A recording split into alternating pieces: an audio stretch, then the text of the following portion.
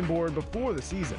No one would have been surprised if Stroman sat the entire year, and it wouldn't have been a shock if Pilar missed a diving catch here and there.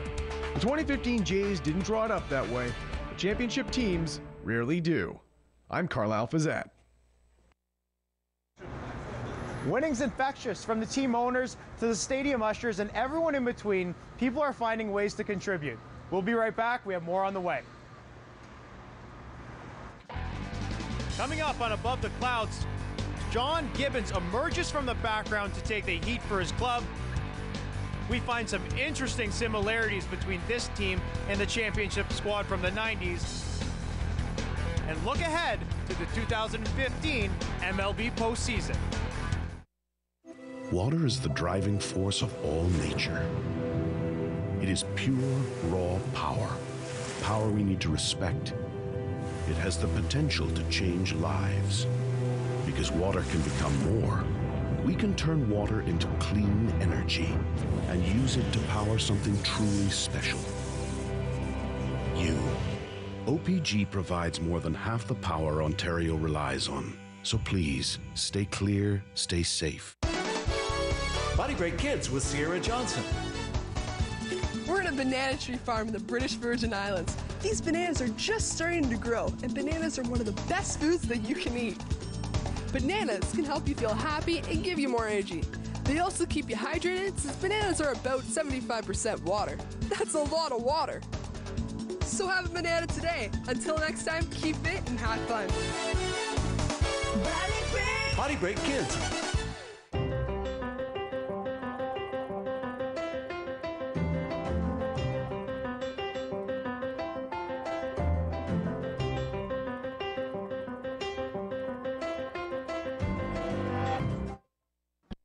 Votes 2015 on Rogers TV, featuring live election night results and insightful analysis. October 19th at 9 p.m. Find out how the federal election affects you and your community on Rogers TV.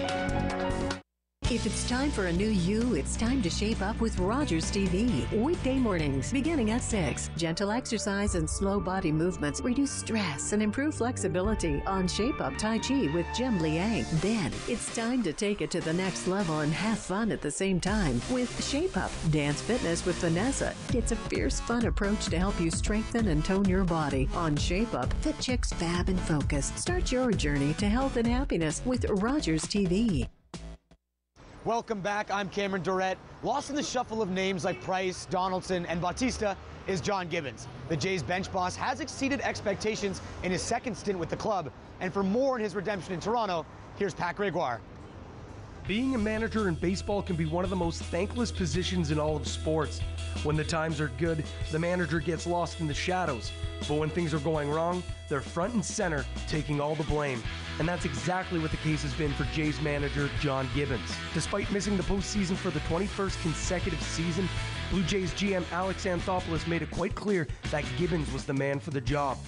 He announced that the Jays bench boss would be back for the 2015 season, even before the 2014 schedule ended.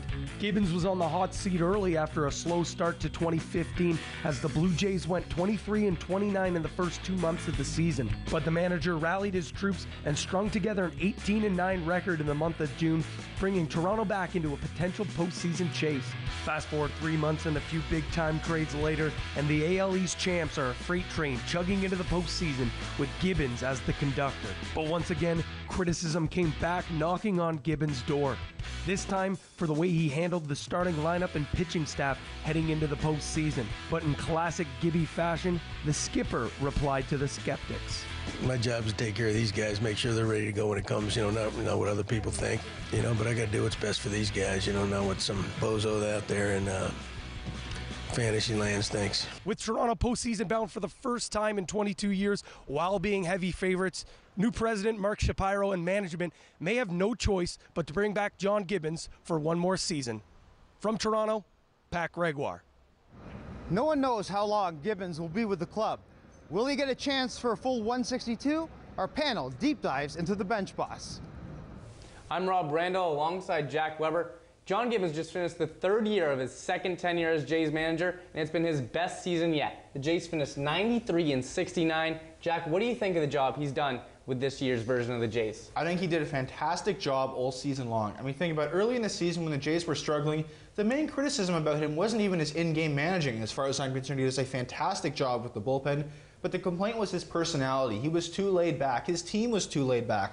I just think that's another one of his strengths.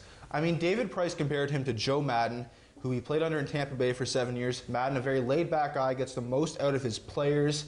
I just think having a personality like that over the course of a 162-game season is so key. There's going to be a lot of ups and downs, a lot of losses, and I think Gibbons' even-keel, laid-back attitude helped the Jays get through those rough patches early on. Absolutely. I don't think I've ever seen a manager laugh as much as Gibbons does, but as laid-back as he is, he's also not afraid to take risks. Just look at who he's had closeout games for them this season. First it was Miguel Castro, now Roberto Osuna, a 20-year-old rookie. Most managers would be way too afraid to put a young guy in that high leverage spot. Oh, for sure, and that's the thing too many managers do. They lean on their vets too much. John Gibbons doesn't care how old you are, he just cares how good you are, and he'll put you in the best position to succeed. Look at his job Kevin Pillar, Devin Travis did this season. Roberto Osuna has been their best pitcher out of the bullpen all season long. And the players have absolutely responded to it, even the veterans. For Jack Weber, I'm Rob Randall. Thanks for joining us. Walking the streets of Toronto, that championship parade, standing at Yonge and Dundas Square where a ruckus crowd celebrated.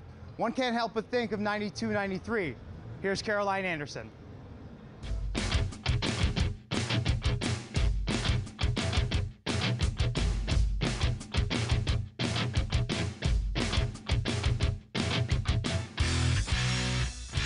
When talking about winning examples, the 1992 and 93 Toronto Blue Jays were just that.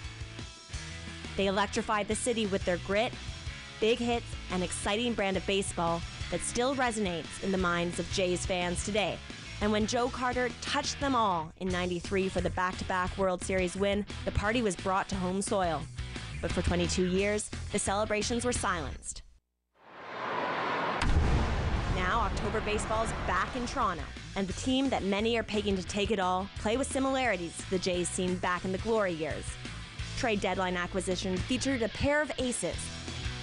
The heavy hitters of the 90s saw Devon White, Roberto Alomar, Paul Molitor, Joe Carter, and John Olerud providing the offense, while Edwin Encarnacion, Jose Bautista, Russell Martin, and Josh Donaldson have taken that torch today. That and statistical coincidences and records over the course of the season have some already planning the parade route. As the excitement surrounding October baseball in the city continues to grow, it seems easier and easier to draw comparisons between these two teams. But it'll be the postseason results where we can truly determine how this year's Toronto Blue Jays stack up against the squad from the early 90s. From Toronto, Caroline Anderson. If the Jays have any hope of recapturing the feeling of those teams in 92 and 93, a deep postseason run is paramount. Our playoff panel breaks down just how ready these Jays are. Thanks, Cam. I'm Mark Horner, joined by Justin Lacey. And when you look at the Toronto Blue Jays 2015 roster, I see a lot of similarities to the 92-93 Blue Jays, who, of course, went on to win World Series. Now, Justin, how does this group accomplish the same feat? Well, Mark, for any team to be successful in the postseason, they need to get production out of the bottom half of the lineup. Everybody knows how potent the top of the lineup is, but if guys like Kevin Pillar, Ben Revere, if they can find a way to get on base, that'll absolutely let the big dogs eat. Turning that lineup over is so important, Justin, but for me it's more about the bullpen. I look at a guy like Brett Cecil coming right out of that pen and shutting things down, very important in these playoffs. This is a guy, Brett Cecil, who hasn't allowed an earned run since June 21st. That's insane. Nobody does that in the majors. Brett Cecil is really killing it on the mound nowadays. He has been a dominant lefty coming out of that bullpen, and the Jays couldn't need it more with guys like Roberto Osuna and Aaron Sanchez kind of faltering down the stretch. I think that Brett Cecil is going to have a big role to play come this postseason. Well, you know who else is going to play a big role, Justin? Josh Donaldson. 41 doubles, 41 home runs. 28 of those home runs have been game-tying or lead-changing home runs. This guy is a real-deal MVP candidate. Yeah, when you think about Josh Donaldson, you can't help but make some Joe Carter comparisons. Maybe he'll have some of that magic in him this postseason.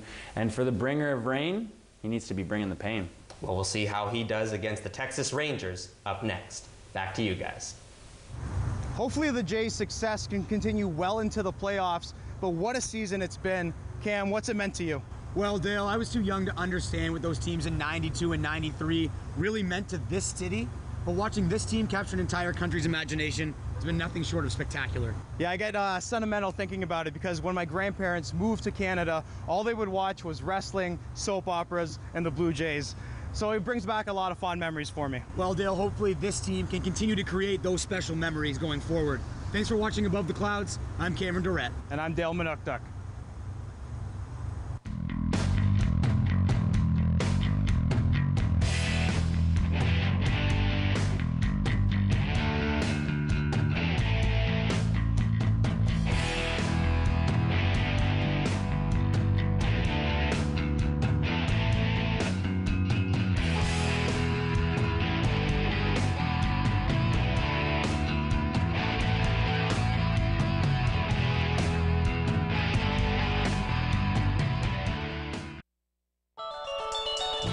Call the Rogers TV viewer response